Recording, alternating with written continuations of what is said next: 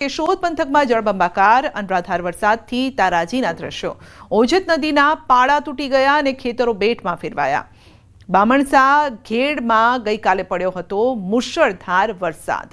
મગફળીના પાકને ભારોભાર નુકસાન છે। મગફળીના પાકને નુકસાન જતા ખેડૂતોની મુશ્કેલી વધી છે, કારણ કે આ નુકસાન એ સિઝનનું નુકસાન છે। જૂનાગઢ જિલ્લામાં ગઈકાલે મેઘરાજાએ મેઘતાંડવ મચાવ્યું હતું અને અનેક ગામો છે તે બેટમાં ફેરવાયા છે। ત્યારે બામણાસા ઘેડ ગામની જે સ્થિતિ છે જોઈ શકો છો કે અહીંયા મગફળીના પાકમાં સડંતર પાણી જ પાણી છે અને પાક નિષ્ફળ ગયું છે। જે રીતે દ્રશ્યો જોઈ શકો છો કે જ્યાં જુઓ ત્યાં પાણી જ પાણી છે ને જેના કારણે ખેડૂતો પણ મુશ્કેલીમાં મુકાયા છે। આ ગામની અંદર ગઈકાલે જે 5 થી 6 જેટલા જે નદીના પાળા છે ઓજત નદીના તે તૂટ્યા હતા અને તેના કારણે પાણી છે તે ગામમાં ભરાઈ ગયા હતા। બીજી તરફના પણ જે દ્રશ્યો છે કે આ બાજુ પણ મગફળીનો પાક છે, ઢોર માટેની જે નીણ છે આ તમામ છે તે નિષ્ફળ ગયું છે। હજુ પણ ગામોના અનેક એવા વિસ્તારો છે અંતરિયાળ કે ત્યાં પાણી ભરાયા છે, લોકો બહાર નીકળવું મુશ્કેલ છે। પરંતુ હાલ જે રીતની સ્થિતિ છે, વરસાદે વિરામ લીધો છે જેને લઈને લોકોએ હાશકારો અનુભવ્યો છે, પરંતુ પાક સડંતર નિષ્ફળ ગયું છે।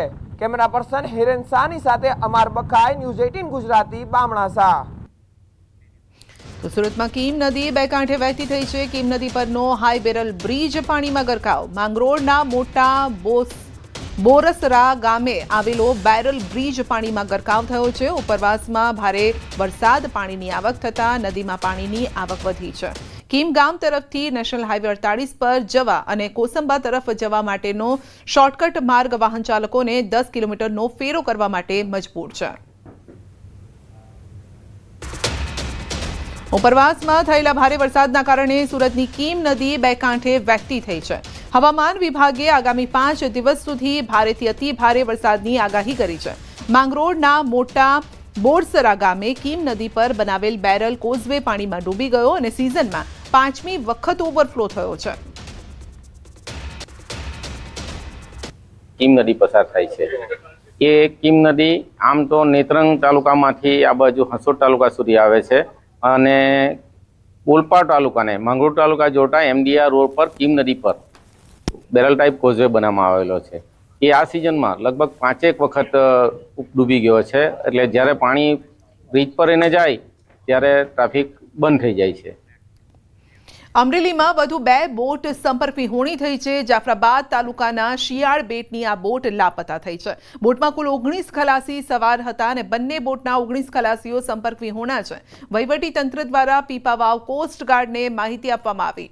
પીપાવાવ કોસ્ટગાર્ડ મધ દરિયામાં વધુ તપાસ કરશે અને સમુદ્રમાં પીપાવાવ, પોરબંદર સહિત કોસ્ટગાર્ડ દ્વારા શોધખોળ હાથ ધરાઈ, પરંતુ કોઈ જ ભાળ નથી મળી રહી। જાફરાબાદ વિસ્તારની 2 બોટો મધદરિયે કેપ્સાઇઝ થઈ જતા એમાંથી એક બોટમાંથી 4 વ્યક્તિઓ અને બીજી બોટમાંથી 3 વ્યક્તિઓ હાલ મળી આવેલ નથી। ત્યારબાદ 20 તારીખના રોજ મળેલા અહેવાલ મુજબ શિયાળબેટ વિસ્તારની 2 બોટો પણ હાલ સંપર્ક વિહોણી થયેલી છે અને તેમની લાસ્ટ લોકેશન કોસ્ટગાર્ડ સાથે શેર કરી અને સઘન પ્રયાસો કરી એમની ભાળ મેળવવા માટે અને તેમાં રહેલા વ્યક્તિઓને સહી સલામત કાંઠે લાવવા માટેના પૂરતા પ્રયત્નો વહીવટીતંત્ર દ્વારા હાથ ધરવામાં આવેલા છે। સૌરાષ્ટ્રમાં સતત ભારે વરસાદના કારણે એસટી નિગમની પરિવહન સેવાઓ પ્રભાવિત થઈ છે અને કુલ 42 એસટી બસ ટ્રીપ રદ કરવામાં આવી, જેમાં પોરબંદર જિલ્લામાં 13, ગીર સોમનાથમાં 8, જામનગરમાં 1 ટ્રીપનો સમાવેશ છે। પરિસ્થિતિને ધ્યાને રાખી એસટી નિગમની મધ્યસ્થ કચેરી ખાતે 24 કલાક સેન્ટ્રલ કંટ્રોલ રૂમ કાર્યરત છે અને સતત મોનિટરિંગ હેઠળ સ્થિતિ સામાન્ય બનાવવાના પ્રયત્નો ચાલી રહ્યા છે। બંધ થયેલ ટ્રીપ વહેલી તકે પુનઃ ચાલુ થાય તે માટે ત્વરિત પગલાં લેવામાં આવી રહ્યા છે। સૌરાષ્ટ્રમાં ખાસ કરીને પોરબંદર જિલ્લામાં, જૂનાગઢ જિલ્લામાં અને ગીર સોમનાથ જિલ્લામાં તથા જામનગર જિલ્લામાં અમુક ટ્રીપો ડિસ્ટર્બ થઈ છે।